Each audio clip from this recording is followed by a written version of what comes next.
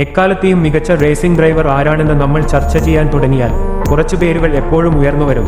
എന്നാൽ ഒരാൾ മാത്രം എപ്പോഴും മറ്റുള്ളവരിൽ നിന്ന് വേറിട്ട് നിൽക്കുന്നതായി തോന്നും. ട്രാക്കിലെ നേട്ടങ്ങൾക്ക് മാത്രമല്ല, ട്രാക്കിലെ പ്രവർത്തനങ്ങളിൽ നിന്നും ഏറെ അറിയപ്പെടുന്ന ഒരു ഡ്രൈവർ, അയർട്ടൺ സെന്ന എന്ന പേര് തിരിച്ചറിയാത്ത ഒരു സ്പോർട്സ് പ്രേമിയെയും നിങ്ങൾ കാണില്ലെന്ന് ഉറപ്പാണ്. As he is in Brazil, is in my heart. He always has been. I've loved, even though I never got to meet him. He's someone I aspire to be like as a youngster. Pretty proud to say I think there are similarities in the way we drive today. Ayrton Senna വെറുമൊരു formula 1 driver മാത്രമായിരുന്നില്ല, അവൻ ഒരു ഇതിഹാസമായിരുന്നു. Sao പോളോയിലെ തെരുവുകൾ മുതൽ മൊണാക്കോയിലെ സർക്യൂട്ടുകൾ വരെ അദ്ദേഹത്തിന്റെ കഥ ഐതിഹാസികമായിരുന്നു.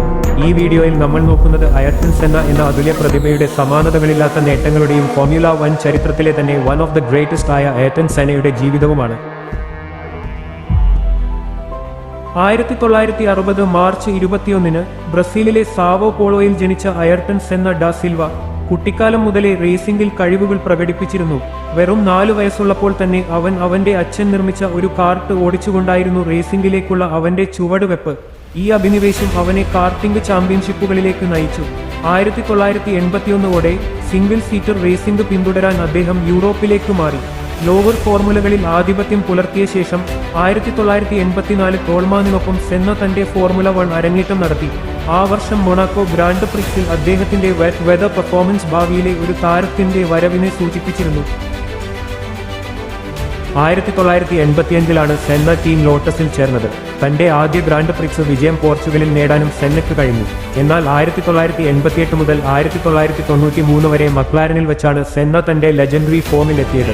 തന്റെ കടുത്ത എതിരാളിയായ അലൈൻ പ്രോസ്റ്റുമായുള്ള പാർട്ട്ണർഷിപ്പിൽ സെന്ന 1988, 1990, 1991 3 ലോക ചാമ്പ്യൻഷിപ്പുകൾ നേടി ഫോർമുല 1 ചരിത്രത്തിലേക്ക് കാലെടുത്തു വെക്കുകയായിരുന്നു. നനഞ്ഞ സാഹചര്യങ്ങളിലെ സെന്നയുടെ സ്കിൽസും ക്വാളിഫയേഴ്സ് റൗണ്ടിലെ ശ്രദ്ധേയമായ ലാപ്പുകളും അദ്ദേഹത്തെ ഫാൻസ് ഫേവറേറ്റ് ആക്കി. മൊണാക്കോ ഗ്രാൻഡ് പ്രിക്സ് 6 തവണയാണ് സെന നേടിയത്. അത് ഇന്നും നിലനിൽക്കുന്ന റെക്കോർഡാണ്. 1994 മെയ് 1 മോട്ടോർ സ്പോർട്സ് ചരിത്രത്തിലെ ഒരു കറുത്ത ദിനമായിരുന്നു. ഇമോലയിലെ സാൻ മറിനോ ഗ്രാൻഡ് പ്രിക്സിനിടെ സെന്നയുടെ കാർ നിയന്ത്രണം വിട്ട് ഒരു കോൺക്രീറ്റ് ഭിത്തിയിൽ ഇടിച്ചു കയറുകയായിരുന്നു. ആ ആക്സിഡന്റ് സെനയുടെ ജീവനെടുക്കുമ്പോൾ അയാൾക്ക് വെറും 34 വയസ്സ് മാത്രമേ പ്രായമുണ്ടായിരുന്നുള്ളൂ.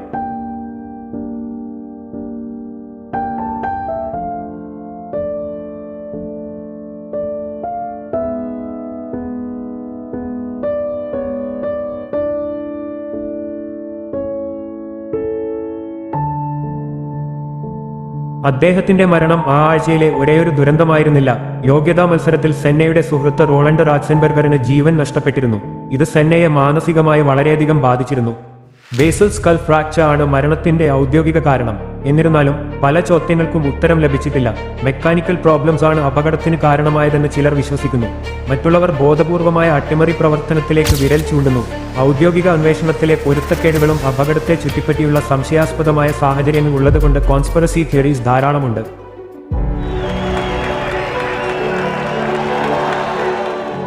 അയർട്ടൺ സെന്ന ഒരു റേസിംഗ് ഡ്രൈവർ എന്നതിലുപരിയായിരുന്നു. അവൻ പാഷൻ, ഡിറ്റർമിനേഷൻ ആൻഡ് ബ്രില്യൻസ് എന്നിവയുടെ സെമ്പിൾ ആയിരുന്നു. സെന്നയുടെ ലെഗസി ആരാധകരുടെയും ഡ്രൈവർമാരുടെയും തലമുറകളെ പ്രചോദിപ്പിക്കുന്നു. അദ്ദേഹത്തിന്റെ മരണത്തിന്റെ സാഹചര്യങ്ങൾ നിഗൂഢതയിൽ മറഞ്ഞിരിക്കുമ്പോഴും അയർട്ടൺ സെന്നയുടെ ആത്മാവ് ഫോർമുല 1 ചരിത്രത്തിൽ എന്നേക്കുമായി നിലനിൽക്കുന്നു.